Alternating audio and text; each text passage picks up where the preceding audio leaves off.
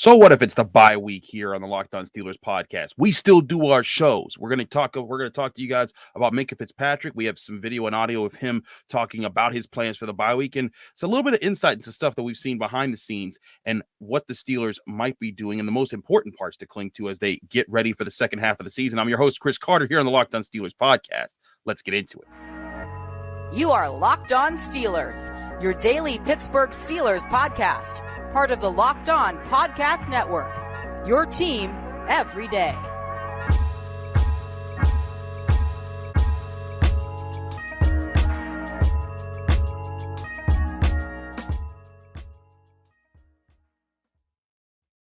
Hello and welcome to the Locked On Steelers podcast. I'm your host, Chris Carter, bringing you your daily dose of all things of the Pittsburgh Steelers. As always, you can find the show on Apple, Spotify, Google Podcasts, Odyssey, and YouTube. If you're watching this video on YouTube, hit the like button on this video if you enjoy it. Hit the subscribe button on our YouTube channel to get all of our daily Monday through Friday episodes, as well as our bonus content. We thank you for making the Locked On Steelers podcast your first listen every day. Today's episode is brought to you by BetOnline. BetOnline has you covered all season long with more props, odds, and lines than ever before. BetOnline, where the game starts. All right, Steelers fans, I know it's Friday. I know you guys it's the weekend. The Steelers don't play. You got other plans. Cool. The Steelers are still working on stuff. And even though technically the players have days off and this is their time to kind of get away from the game, maybe focus on some things, you step away and then refocus after the fact. I think it's important to know that this is a time of the year, especially when you're 2-6 and you're trying to figure out what's wrong with you, where, and I've said this before during the week, where the Steelers and teams, any team that's like this, you figure out who are the guys that are going to carry you back to the promised land. And not necessarily the promised land of winning a Super Bowl, but carry you to being competitive, to having fun football again, to being able to be a team that teams, when they come to your stadium, they're like, oh, man, we got to play this team again. This is going to be rough.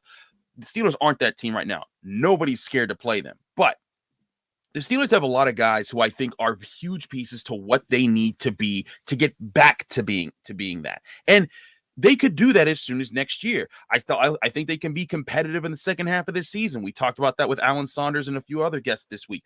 But I think we also have to look at how this team handles itself and finds itself moving forward.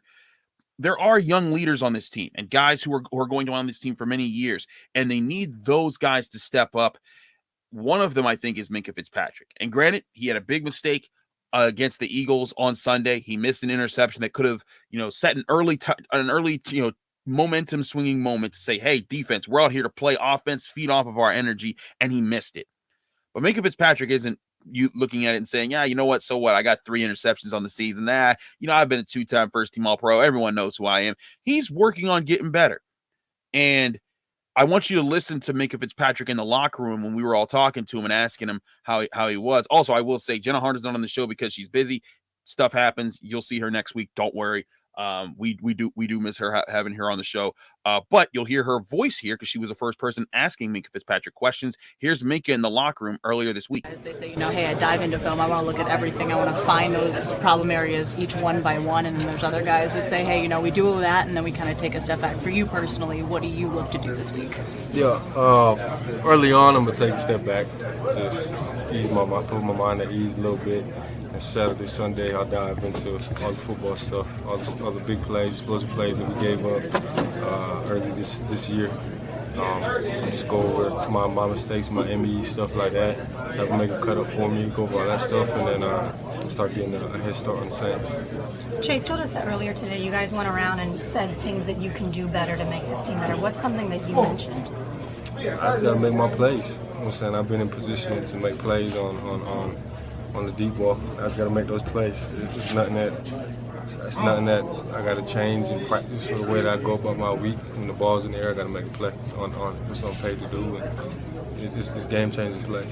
Do you feel like your teammates, what they said they did emphasize today in practice and try to be better at whatever it was they felt they weren't doing right? I'm not sure what everybody said they had to improve on. I know what Coach D talked about, what individual coaches talked about, but I think today was just go out there, focus on what the coaches emphasize, play with energy, practice with energy, and play with that juice that you normally play with if it was a regular game week.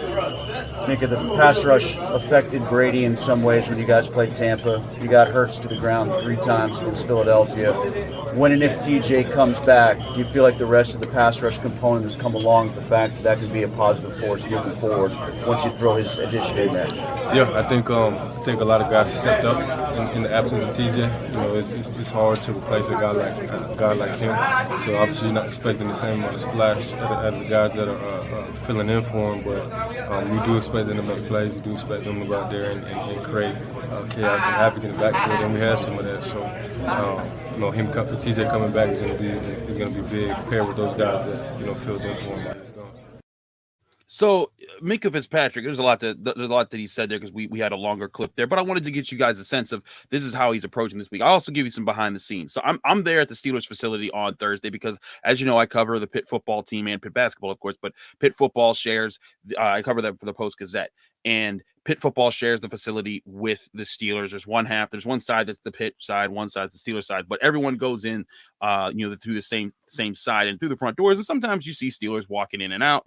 And who do I see but Minkah Fitzpatrick walking in and out? And he's clearly coming off of a workout. This guy on a Thursday, he's a guy, again, he got nothing to prove. I mean, he does have something to prove, but he could easily say, you know what, I got my super contract from the Steelers. I've made it to the NFL. I've been an all-pro safety, and I'll be fine for the rest of my career. But he's out there working because he does want to get better, because he does hold himself accountable, for not getting the interception on the deep ball that's opened up the scoring for the Eagles in that game. And he wants to be better. And I think the key thing is for the Steelers right now is they need guys like him, guys that they're identifying right now. They're not a good football team, but they need those guys to like him to lock in and say, hey, you know what? You're the guys we're building around. That's why they paid TJ Watt so much money. That's why they paid Minkah Fitzpatrick so much money. And if other guys want to get paid long-term deals, there's some guys that receive like temporary deals, like Deontay Johnson's 3-year contract, not the same as, Minkah Fitzpatrick, TJ Watt, guys that are most likely going to be Steeler lifers unless they get like they want to play like in their mid-30s or something like that. But there's going to be guys out there that are trying to prove themselves, like Devin Bush, like Terrell Edmonds, like a lot of these offensive linemen. If you want to be part of the Steelers long term, you got to prove yourself. I even say like Najee Harris, and I think it's going to be important to see who are those guys that stick it out, that are working extra hard to claw their way back in this season. Yes, the Steelers are 2-6, and it's funny. I said this before, but some people think that 2-6, they've never been in this position before in recent times. And I mean, it's been a while, but 2013 really isn't that long ago when you think about it, as far as the terms of football and distance. I mean, that was 9 seasons ago, and they were there, and that was the sort of the dark before the dawn, the darkest before dawn moment for that Steelers run, when 2014 was the resurgence of the Killer B era. And I want to talk more about that and comparing how this team can make a surgence like that. And of course, if the Steelers want to make a surgence, it's got to be better than what they did in the Killer B era, because they didn't have enough playoff success during the era. But in 2012 and 2013, it was a turning point to see, would the Steelers sink? Would they fall to the ground? Would they never get back in the playoffs, or would they rise to the playoffs? And they got back in the playoffs. And in fact, 2014, 2015, 2016, 2017, they made the playoffs for 4 straight years, took a 2-year break with 2018 when Ben Roethlisberger led the league in interceptions and Antonio Brown threw a fit at the end of the year. And then in 2019 when Ben was hurt, and then 2020 and 2021, they made the playoffs again. So after that 2-year run where they were trying to figure out who they were, and they were 2-6 at the break in the middle of 2013, they had to figure out who they were. And Minkah Fitzpatrick talked about, hey, we're working on this. We talked amongst the guys. We're focused on it. And we played the clip for you, on the Thursday episode. We did the mailbag, and I had Najee Harris, and he said Mike Tomlin pulled the offense together in meetings, and we were talking about what has to change moving forward. This team does not want to accept the identity that it is. They're not comfortable with where they are. And that doesn't mean that you're not going to see clips of these guys laughing in the background, because you know what, guys, when they're working on the job, even when things aren't going right, there's moments like that. But what's truly going to be seen, I've seen the difference, is when these guys are putting in the extra work, putting in the extra time, and translating that to results in the field. We haven't seen that translate much this year, but I want to recall, just put some historical context into this, because those people who I think are prisoners of the moment sometimes forget the historical context, not just for the Steelers, but for how a lot of teams bounce back from rough patches. We're going to talk about that and how it relates to what the Steelers are going through right now and who I think the top guys are to rise up on the second half of the season to be guys that carry the next rush of a really good stretch of Steelers play moving forward. We'll talk about that in just a minute here on the Locked On Steelers podcast. But first, we got to talk to you guys about our great sponsors, and we have one of our great sponsors is Prediction Strike. Now, if you don't know about Prediction Strike is the world's first sports stock market. You can now invest in professional athletes just like stocks. It's a lower risk alternative to sports betting and athlete prices. It's moved based on performance and supply and demand. If you're invested in Jalen Hurts a year ago, you'd be up 48.2% in the money that you invested into him. Kyle Pitts being down 44.12%, from the start of the year. That's another place where you would have lost money. But this is your chance to say, hey, how can I combine my sports knowledge with the idea of stock markets and how these are valued? And it's not just the NFL. You can invest in several different sports: NFL, UFC, NBA, and MLB. Download the Prediction Strike app and use the promo code LOCKED. That's LOCKED, LOCKED, for a free share when you sign up and make a first deposit of $20 or more. That's promo code LOCKED for a special one-time giveaway. Prediction Strike will choose one person who signs up with the code LOCKED and make a deposit to win 100 free random shares that could be worth up to $3,000 if you get lucky and receive Josh Allen shares. Invest in what you know on Prediction Strike, the stock market of sports. Don't forget to enter the promo code LOCKED ON at sign in for an instant deposit match up to $100. We're also brought to you by Built Bar. Can we pause the podcast for a second here? Okay, we'll pause. Okay, cool. Great. I got to tell y'all that there's a whole bunch of new Built Bars that y'all got to try. I used to tell y'all about like one or two flavors. There are a bunch now. They're bringing them out at a record pace. They've got the cookie dough topper. They've got the coconut brownie bar. They got the coconut brownie topper. They have so many different options. They have the white chocolate peppermint granola. It's Built's take on the granola bar. It's so much more filling and still insanely tasty. They have a candy cane brownie puff. Built Puffs are if you remember, the fluffier marshmallow filled Built bars that are still covered in 100% chocolate and still the ultimate protein bar that's amazingly tasty. Don't forget, when you're tasting Built bars, you're tasting the best ever protein bars out there. They're revolutionizing nutrition right now because they're covered in 100% real chocolate, packing 17 grams of protein, but shockingly low in sugar and low in calories. We're talking 130 calories per average on these Built bars. Just sink your teeth into that first bite and it'll change your life forever. I'm not kidding. There will be a time before you try these new Built bar flavors. And the magical, wonderful time afterwards, you're probably wondering which new flavor is your favorite. As an unanswerable question, to say the least, because they're all unbelievable and they're all different. So you can order a mix box and try up to all 5 flavors yourself. Built, you got to try this. Get 15% off your order right now from Built by using the promo code LOCKEDON15. That's LOCKEDON15 at Built.com. And y'all know how it works.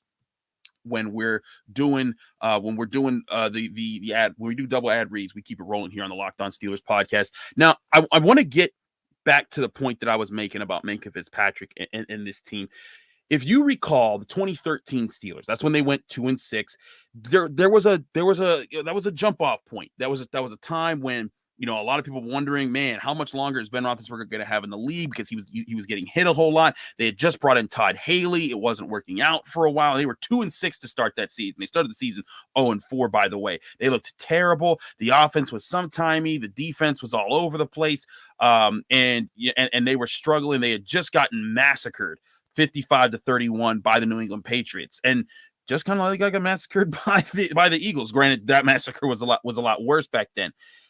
And then they got on a run. They went 6-2 in the second half of the season. And if you were listening to and watching my show with Alan Saunders earlier this week, we were talking about how the Steelers could go on a similar run with the second half of the season. Again, we went over which games we think are the most winnable of those on that episode, so I'm not going to bore you with that. But the key thing that happened that year was the Steelers identified and found the guys who stepped up in those moments. If you go back to that season, you think about what was 2013 like? Who were the stars of that team? Well, that was the first year that we really realized that Antonio Brown was going to be the superstar guy. He came out of nowhere and was able to kind of set a crazy tone. He had 1,499 receiving yards and 8 touchdowns, and everyone was like, "Whoa, wait a second, that guy's that good?" Because at that point he had made a couple plays here and there. He had like the helmet catch in the playoffs game against the Ravens. Like there were some moments there, but he emerged as a key contributor.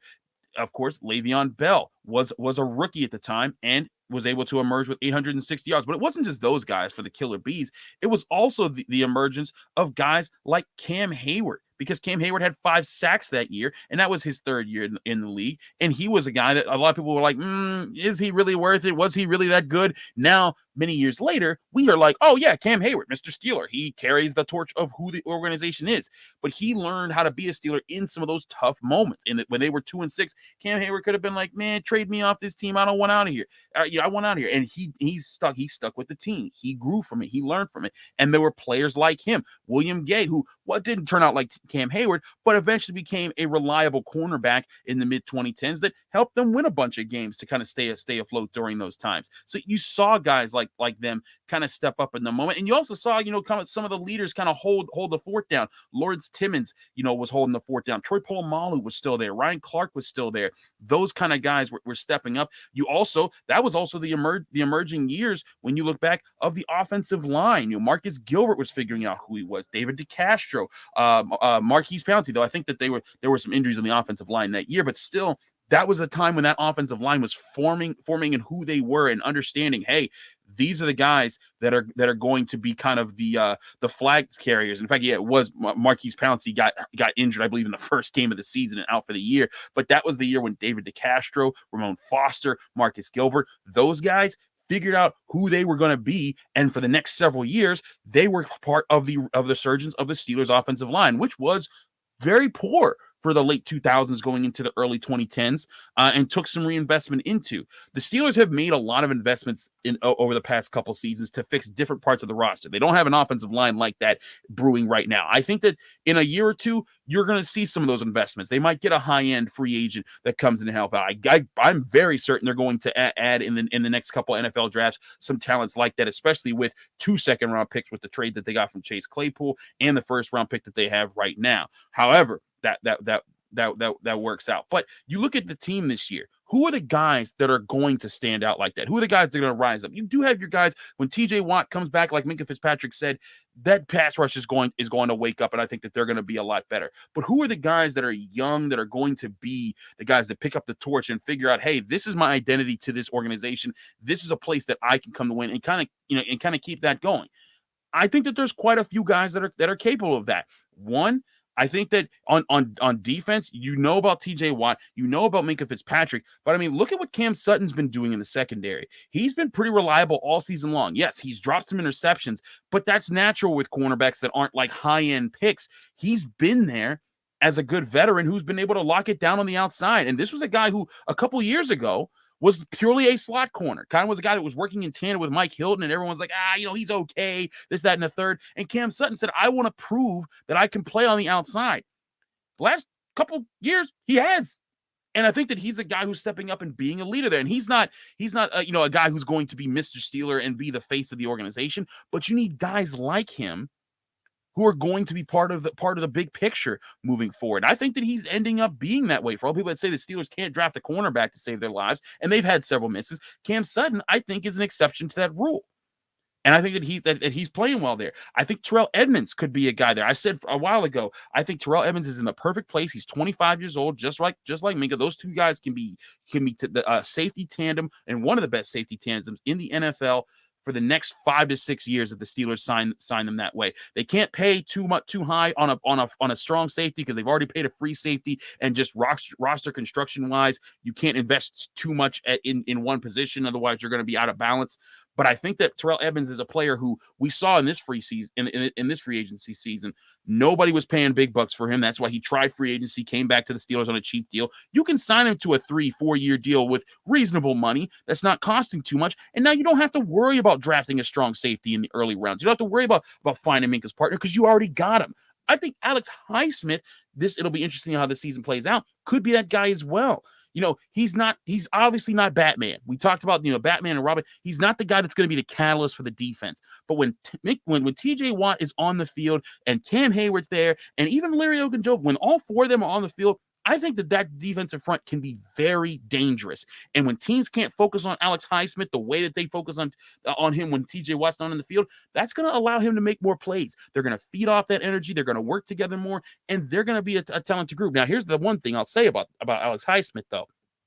If he has 6.5 sacks right now, if TJ Watt comes back and he has 6.5 more sacks and he finishes with 13 sacks on the season or more, I could absolutely see the Steelers saying, you know what, Alex, we love you, man, but what happens when a team says, you know what, we like a young edge rusher who's in his mid-20s, and we'll offer you a second or a first-round pick for him because look at what people paid Bud Dupree when he was ready to leave the Pittsburgh Steelers. The Titans paid him a pretty penny. If someone wanted the chance to get him before it was time to get him, that might be the time to say, hey, you know what, Steelers, we could get a draft pick for him, and that can help with the rebuild right now. But even if you don't, Alex Highsmith might be a guy that you can pay not a whole lot of money to and make him a partner with TJ Watt. I think there's also other guys. Devin Bush, I'm not sure if he's long for the Steelers because, I think he might try to hit the market, the free agency market as well. But I don't see people paying for him, just like I didn't see them paying for Terrell Edmonds, and he might be a guy that sticks around. Miles Jack,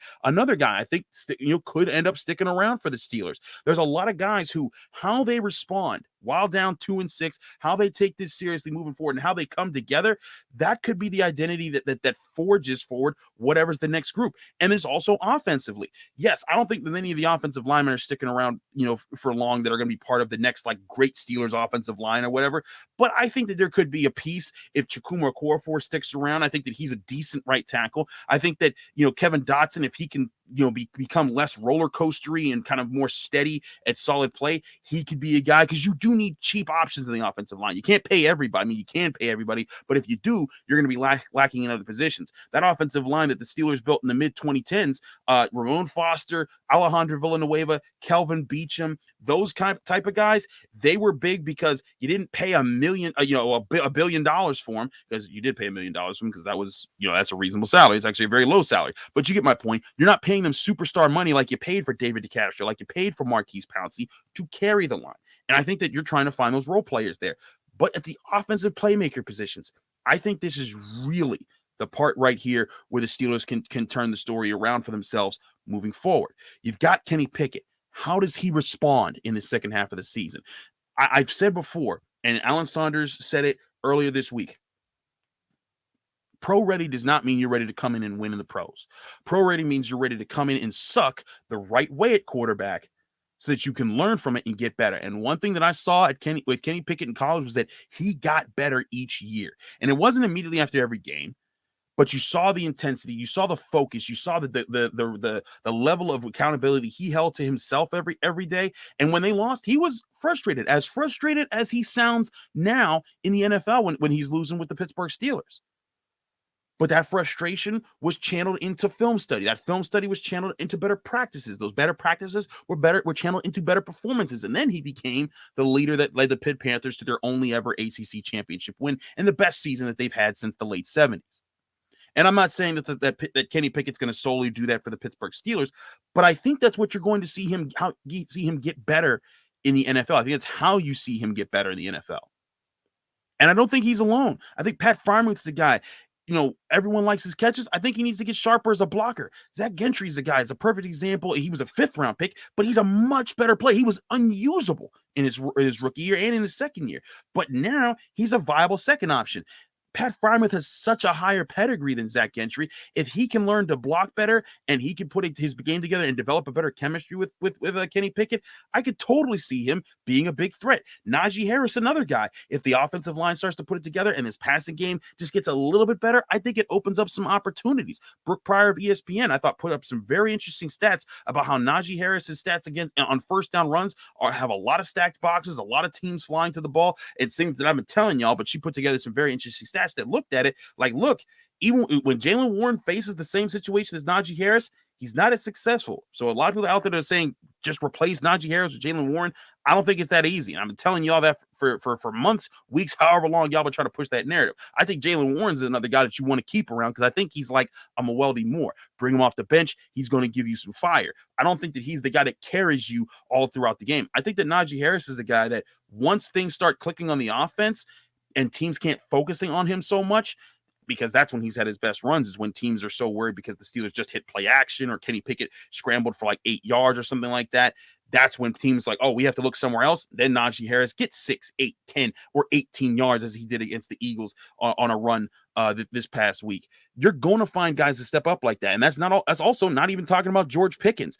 There's plenty of guys who can step up in this second half of the season, just like plenty of guys stepped up in 2013. Because again, you had that offensive line emerge. You had Antonio Brown, Le'Veon Bell.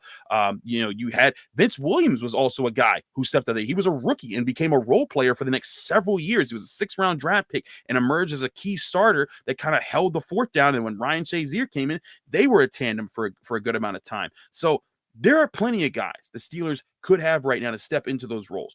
But I'm not guaranteeing you that all of them work out or any of them work out. I'm just saying I've seen spurts like this before. The Steelers have struggled. I've seen how they've responded to it, and you get the sense of you get a sense of the test of the metal of how these guys play and how these guys will want to identify themselves moving forward. How do they build their identity? Because it's not just the identity of the team; it's each of these guys showing this is who I am for this team and in my NFL career.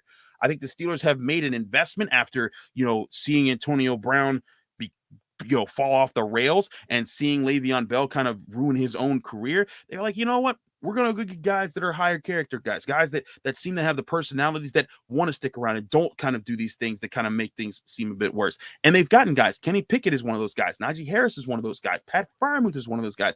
I mean, Cam Sutton was drafted a bit earlier, but I think he's one of those guys. And I think that they're adding guys together so that when they do click with their talents, they're in the right headspace to be team leaders and reestablish the locker room in a new light. And then when Cam Heyward does retire in a couple years, he's passing the torch off to guys who've not only grown into better leaders and better players, but have also been through the wars, just like he went through the wars in 2013 and 2012, and he became a guy that was representative of what the Steelers are really about. That's my point there. But we got to talk about football this weekend because there's still games. I'm still going to give you my picks, even though Jenna's not here. She's somehow ahead of me in the standings again. I don't know how she keeps getting ahead of me. We're going to talk about all the people that are in the Pigskin Pick'em League on ESPN.com, who's in first place in that league with all the picks, and we'll get all my picks on this NFL weekend in just a minute here on the Locked On Steelers podcast. But first, we got to talk to you guys about our sponsors at LinkedIn. LinkedIn, of course, the number one place for everyone goes to find new jobs. But if you're an employer looking for people, it's also the best place for you to go to find your new employees. Create a free job post in minutes on LinkedIn Jobs to reach your network and beyond to the world's largest professional network of 810 million people. Then add your job and the purple hashtag hiring frame to your LinkedIn profile to spread the word that you're hiring so your network can help you find the right people to hire. Simple tools like screening questions make it easy to focus on candidates with just the right skills and experience so you can quickly prioritize who you'd like to interview and hire. It's why small businesses rate LinkedIn Jobs #1 in delivering quality hires versus leading competitors. And LinkedIn Jobs helps you find the candidates that you want to talk to faster. Did you know that every week nearly 40 million job seekers visit LinkedIn? Post your job for free at linkedin.com/LockedOnNFL. That's linkedin.com/LockedOnNFL to post your job for free. Terms and conditions apply.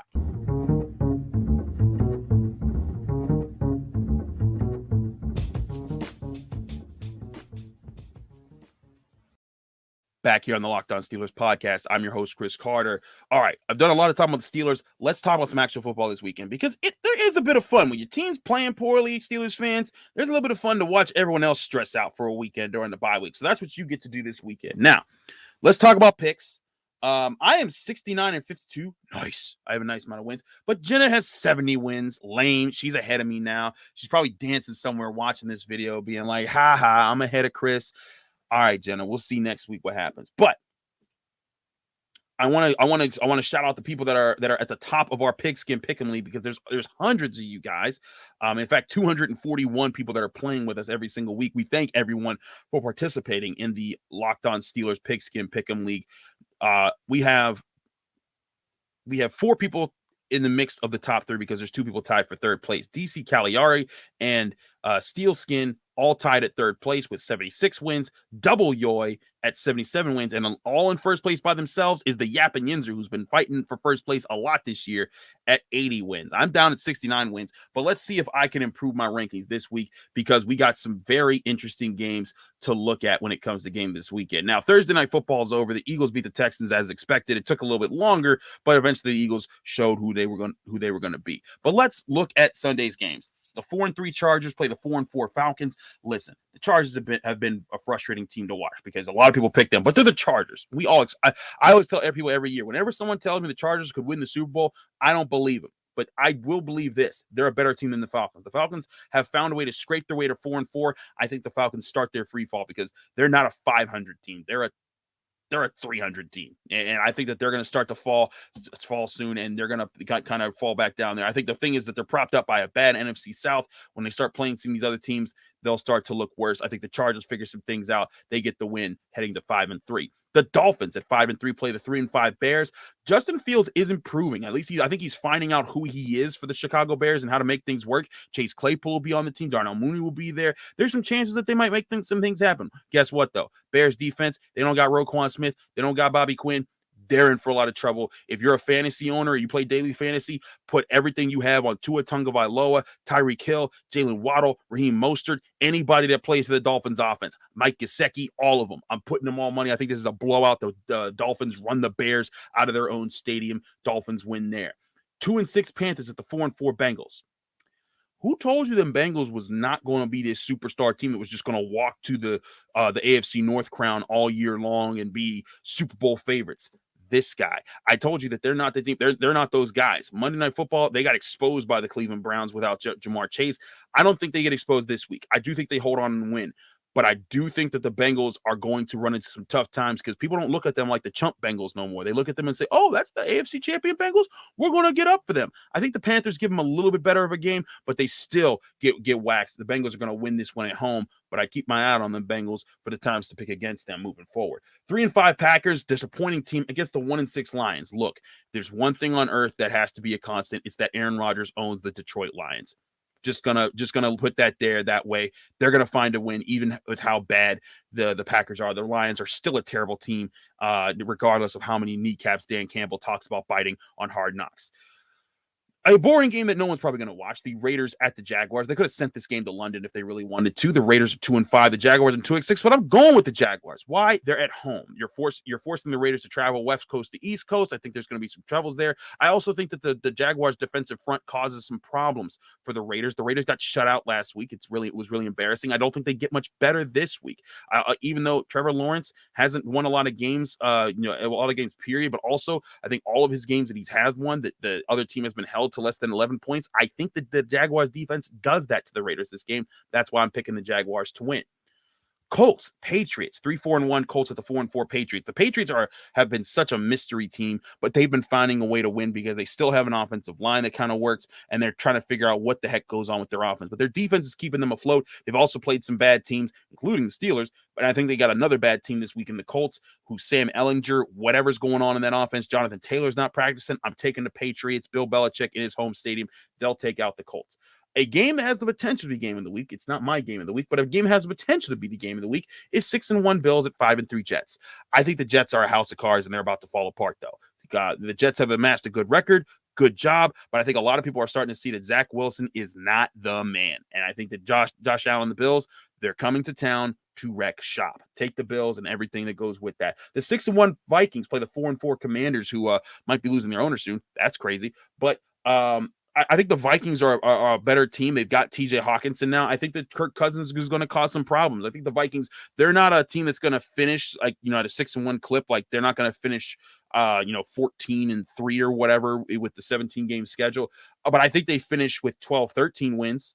Maybe 11 wins at around that range. I also think the NFC North is just that bad, but I think that they win this game against the Commanders, even with Chase Young coming back soon. 5-3 Seahawks at 3-5 Cardinals. Man, Cliff Kingsbury's in a lot of trouble. I'm going with the Seahawks. Pete Carroll, Geno Smith. I think that they're a more complete team that's feeling themselves. I don't think they're a very good team, but they're a more complete team than the Cardinals right now, even with DeAndre Hopkins back in the fold. Now, here's two teams that are extremely disappointing, and this because this was an NFC showdown last year. 3-4 Rams at the 3-5 Buccaneers. Oof. Buccaneers fall from grace, to say the least. Tom Brady, all the things that he's been struggling with, but Matt Stafford and the Rams been struggling as well. But I'm taking the Rams. I think they're still a better team at this point. Tom Brady, I think that this is the free fall that ends his career as we know it. Of course, how many times has someone said that about Tom Brady and then he's picked himself up and led to a Super Bowl? I just don't think he gets it done this year. I've said it. If he gets it done this year, I'll wear a Tom Brady shirt on this show. There you have it. If Tom Brady takes the Buccaneers back to the Super Bowl this year, they don't even have to win it. I'll wear a Tom Brady shirt on this show. I hate that I've said this now because now he's going to go do it. I hate him, but the Rams are winning this, and they'll save me from that misery. Anyway, Sunday Night Football, and this is my game of the week. Not because I think these two teams are the best teams, but I think this is a really interesting matchup and a time for each of these teams to show who they are. The 5-2 Titans play the 5-2 Chiefs. I don't think the Titans are as good as 5-2 as if they played a bunch of the toughest teams in the NFL. They got waxed by the Bills earlier this year, just like the Steelers got waxed. But I think their defense is better than people give them credit for. I think that they're going to be able to cause some problems. In the end of the day, though, I think this is a week where the Chiefs show, hey, we're on that upper echelon. And in the NFL right now, there's the Chiefs, the Bills, and the Eagles. And then there's that second tier of teams where, like the Chargers, like the Titans, like the Jets, like the Vikings, like, oh, you're doing a good job. You got 5 or so wins or so, but you're just not on their level. And I think this is a night where the Chiefs at home, Sunday Night Football, show up the Titans. You see Patrick Mahomes just do a lot of crazy stuff, put up a ton of points. It's going to be one of those nights. Start Juju Smith-Schuster, start anybody you got in the Chiefs offense, because I think that Patrick Mahomes is going to light it up. Monday Night Football, Ravens at Saints. Now, I know I picked the Bengals to win, and that's not good for the Steelers if you're still hoping that Steelers could somehow catch up in the AFC North. I'm also going to pick the Ravens because I think that they're a better team than the Saints. I know the Saints pitched a shutout last week against the Raiders. The Ravens ain't the Raiders. And I know that the Ravens still don't got a wide receiver, but they added Roquan Smith. I think that defense is going to be a bit better. I think they're going to get after Andy Dalton. I think that the Ravens offense is going to be just enough to win this game, and it's going to be close until the fourth quarter, and then they pull away because I still don't believe in the Saints as a team, even though they're at home. I have the Ravens. Let me know if you think any of my picks are crazy here. I think it's going to be a fun weekend to watch there. I'm going to be at Acrisure Stadium on Saturday covering Pitt-Syracuse. Hopefully that's a good game and fun game to watch. You can also you can read my work at the Pittsburgh Post-Gazette when I'm covering that game. Also my preview that's going to be out Friday for that game if you want to read more about that. And Pitt basketball's back Monday. I'll be covering that also for the Pittsburgh Post-Gazette Monday night. But you can find all the Steelers-related content that I do right here on the Locked On Steelers podcast. I'm your host, Chris Carter. Thanks again for checking out the Friday edition of the show. We hope that you have a great weekend, great bye week. We got some awesome things lined up for you next week. Some former Steelers coming on the show. Not just one. I think we got another one lined up. We'll talk about who those guys are next week. Otherwise, enjoy the bye week weekend, y'all. Get some time off. Do some stuff with the family because the Steelers are back next week. We'll be getting you ready as they come out of the bye and try their second half surges to find out just who this team can be if they want to get back on the good foot. Stay safe, y'all.